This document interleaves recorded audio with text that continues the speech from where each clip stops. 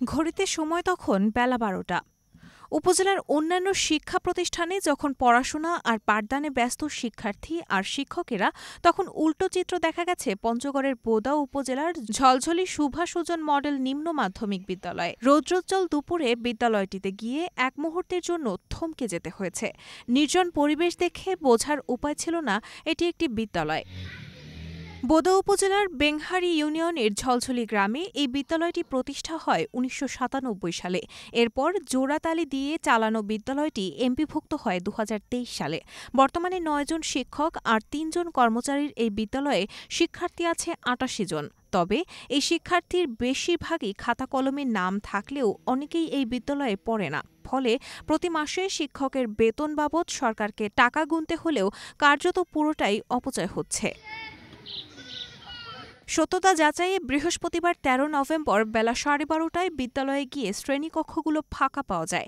খানিকটা এগিয়ে বিদ্যালয়ের অফিস কক্ষে গিয়ে দেখা মেলে প্রধান শিক্ষকসহ ৪ জন শিক্ষকের। অভিযোগ রয়েছে, বিদ্যালয়ের পড়াশোনার মান ধরে রাখার বদলে শিক্ষক কর্মচারীদের এমপিওভুক্ত করতে দৌড়ঝাঁপে মনোযোগী প্রধান শিক্ষকসহ অন্যরা। শিক্ষার্থীরা আসে না কেন আর কেনই বা শিক্ষকরা উদাসীন জানতে চাইলে কেউই ক্যামেরার সামনে কথা বলতে রাজি হননি। শিক্ষকদের একজন অনুরোধ করে বলেন, বিষয়টি নিয়ে সংবাদ হলে বাকি শিক্ষক কর্মচারীদের বেতন প্রক্রিয়া বাধাগ্রস্ত হতে পারে, তাই এই বিষয়ে যেন সংবাদ করা না হয়।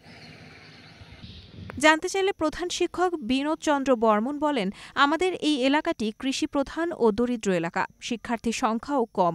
সেপ্টেম্বরে বিল হয়েছে, চেষ্টা করছি শিক্ষার্থীদের স্কুলে নিয়মিত করতে। এমন সময় বিলটা হয়েছে যেটা হচ্ছে সেপ্টেম্বরে বিল হয়েছে। এই সময় ছাত্র জোগাড় করা কি সম্ভব? তারপরও যে 15-20টা বাচ্চা কোনদিন 8-10টা এই এলাকা তো হচ্ছে ওই কৃষি প্রধান এলাকা, ওই ঝরে পড়া ছোঁয়া ছাড়া ওই সেরকম বাচ্চা কি দিবে আমাদেরকে বলেন এখন?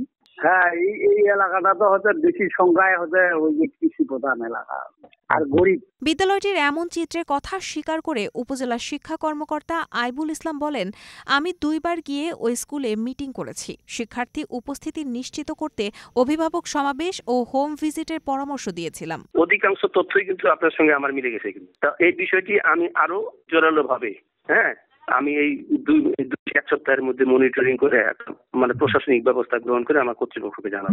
যে জিনিসটা জানতে চাচ্ছিলাম যে 3 জন শিক্ষকের এমপিওর কথা বললো, তারা কি এখন বেতন পাচ্ছে? জি, বেতন পাচ্ছে তারা তো। আচ্ছা, তো বাদ বাকিদের অ্যাবসেন্টটাও যদিও একটু মানবিক কারণে মেনে নিলাম আমি, যেহেতু বিল বেতন হয় ঠিক আছে, কিন্তু 3 জন শিক্ষক দিয়েও তো আসলে এই স্কুলটা পরিচালনা করাই যায়। সেখানে আমরা কোনো সিঙ্গেল স্টুডেন্টও পেলাম না। অবশ্যই এই জায়গাতে আন্তরিকতার ঘাটতি বললাম তো, আমি বললাম আপনাকে এখানে তো তাদেরকে ব্যবস্থা নিতে হবে। এই জন্য আমরা ব্যবস্থা গ্রহণ করে আমরা জানাবো বিষয়টা আর কি কর্তৃপক্ষকে। বিদ্যালয়ের এমন চিত্রে হতাশ স্থানীয়রা। তাদের প্রত্যাশা, বিদ্যালয়ের শিক্ষার্থী বাড়ানোর উদ্যোগ না নিয়ে এভাবে বেতন গ্রহণ যেমন সরকারি টাকার অপচয়, তেমনি শিক্ষার আলো থেকে বঞ্চিত হচ্ছে এলাকার শিশুরা।